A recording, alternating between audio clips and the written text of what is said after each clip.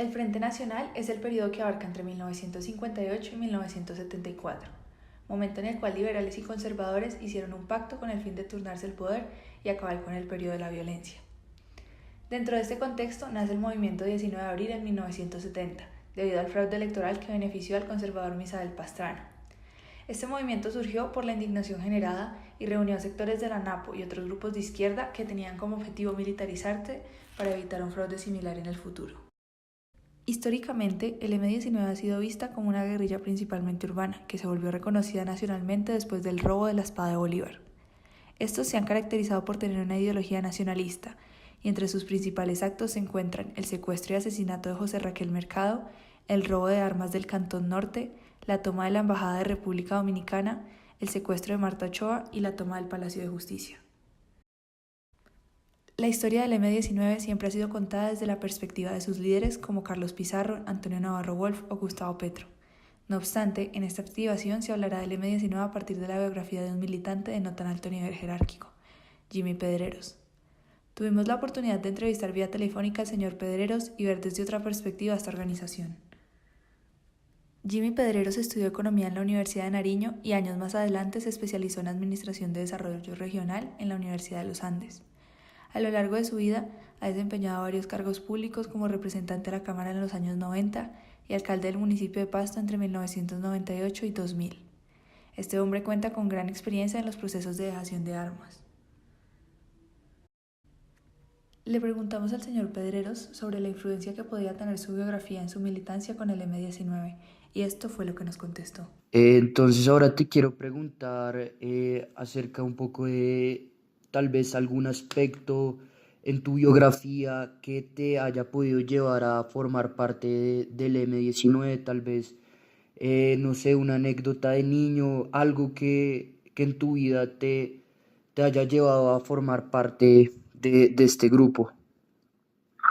No, no son anécdotas. Realmente en la época, estamos hablando del 78-79, en esa época había dos procesos. Un proceso interno de la reforma estudiantil que se avecinaba para los 80, donde había el recorte de servicio estudiantil, las presidencias, el restaurante, los derechos de grado, en fin, todo empezaba el proceso de privatización, por un lado. Okay. Por otro lado, el gobierno nacional de Uruguay de la época iniciaba el Estatuto de Seguridad, donde en la época pues era muy común, incluso todo el mundo lo daba por aceptado de que si a uno en la conspiración o en la militancia de izquierda lo capturaban, lo detenían y hasta lo desaparecían o lo ejecutaban. La decisión en la época, entre lo que uno pensaba, lo que uno hacía y lo que en aquel tiempo se denominaba la conciencia política.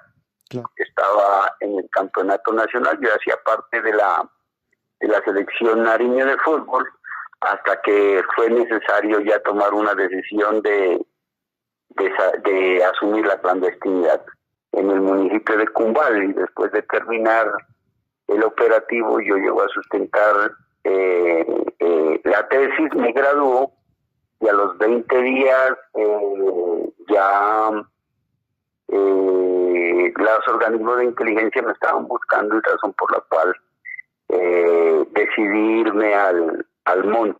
Generalmente, cuando se hace referencia al M-19, se piensa en una guerrilla que operaba exclusivamente en grandes urbes. No obstante, gracias a esta entrevista con el señor Pedreros, se pudo identificar cómo esta también opera en sectores rurales.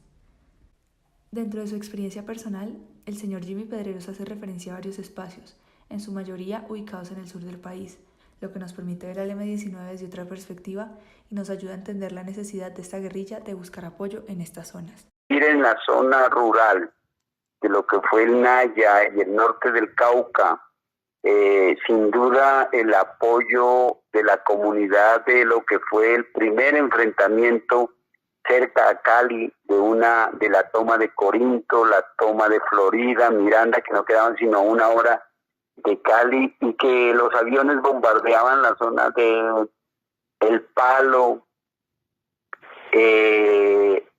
Jambaló, Jebalano, Virao, Tacuelló, La Paila, o el primer diálogo de paz con Belisario Betancur.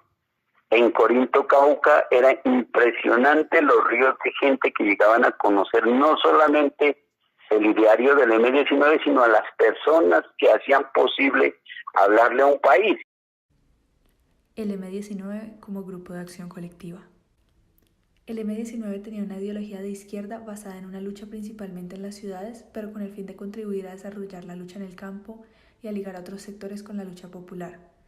Además, este grupo reafirmaba su lucha por sacar a la oligarquía del poder para acabar la miseria, recuperando las riquezas patrias en manos del imperialismo e implantar el socialismo a la colombiana.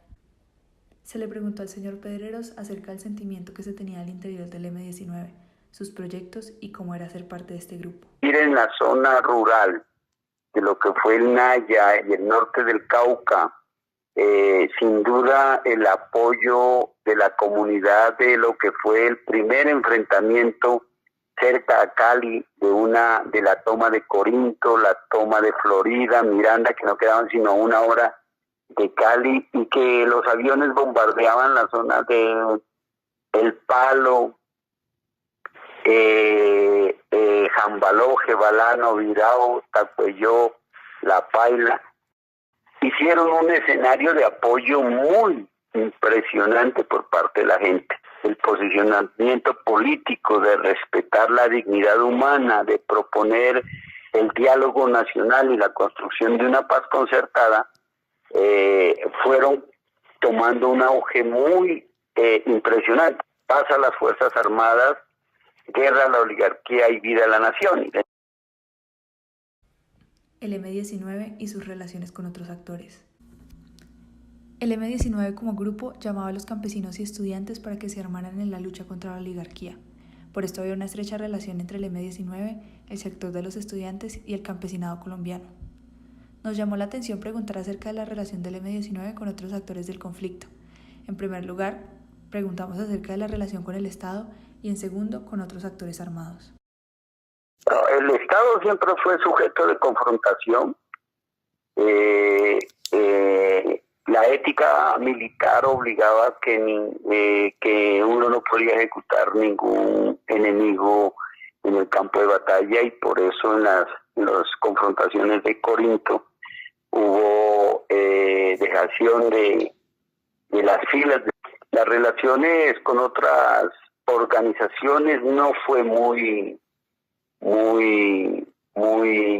exitosa. Las relaciones con las FARC, en lo que se conoció como Casa Verde, requirieron que con Carlos Pizarro se hiciera una marcha de más de 3 meses para allí, entre Corinto, Cauca, llegar a Casa Verde y poder empezar a plantear la unidad de lo que fue la Coordinadora Nacional Guerrillera, con participación del EPL, las FARC, el ELN y de la Coordinadora Guerrillera, con la captura de el comandante del Alfaro Vive del Ecuador y con la captura de el comandante del EPL en Panamá y su ejecución.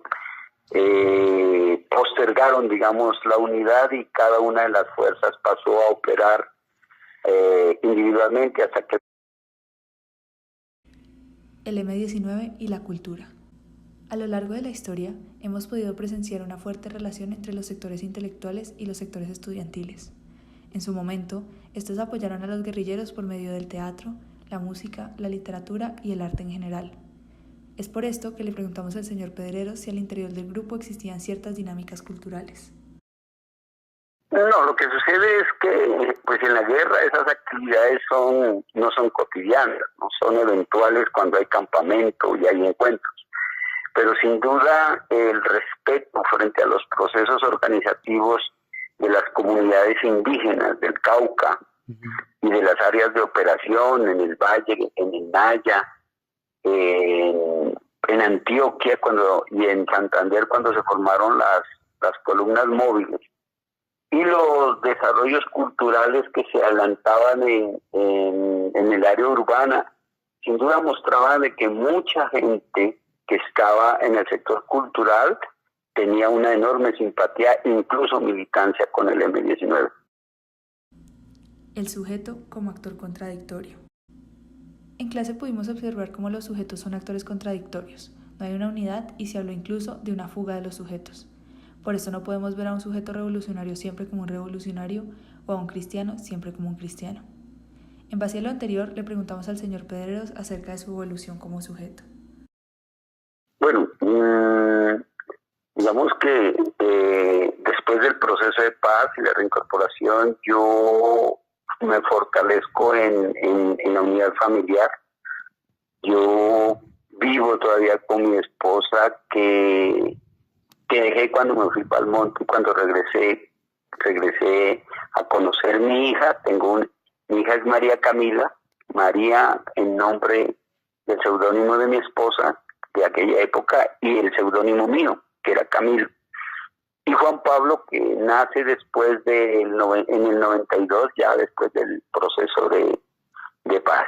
La evolución sí ya llevó a la afirmación histórica de que las armas no son el camino para la construcción de un país diferente, que 50 años de guerra no han sido suficientes para transformarla, pero sí le han creado condiciones para que la sociedad de poder, los que tienen y ostentan el poder, encuentren la mayor disculpa en la guerra para enriquecerse y para hacer de la administración pública una fuente de ingresos de sus capitales.